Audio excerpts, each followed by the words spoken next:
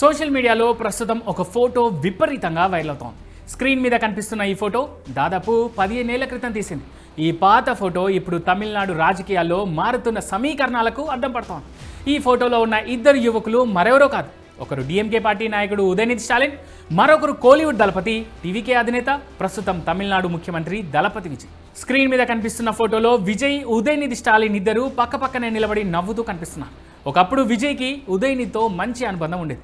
ఉదయనిధి తన సినీ నిర్మాణ సంస్థ రెడ్ జైన్ మూవీస్ ద్వారా విజయ్ నటించిన కురువి వంటి చిత్రాలను నిర్మించారు.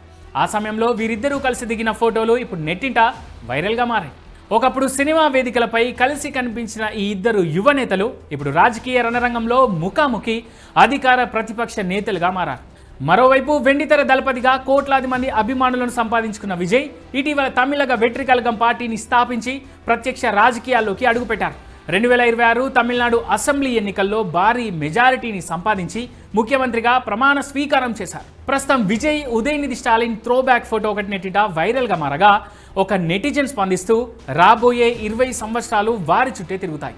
యువ నాయకుల బాధ్యతలు స్వీకరించడం చూడడం చాలా సంతోషంగా ఉంది అంటూ కామెంట్ చేశారు.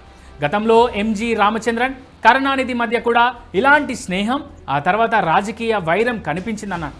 ఇప్పుడు మళ్ళీ అదే తరహాలో విజయ్, ఉదయనిధి స్టాలిన్ తలపడ్డారన్నారు. అప్పుడు భుజం భుజం కలిసి నవ్విన వారు ఇప్పుడు అసెంబ్లీలో ఒకరిపై ఒకరు విమర్శలు చేసుకునే స్థాయికి చేరుకున్నారన్నారు. నెటిజన్లు ఈ కామెంట్స్ చేస్తూ ఈ ఫోటోను ఇప్పుడు నెట్టింట వైరల్ చేస్తున్నారు.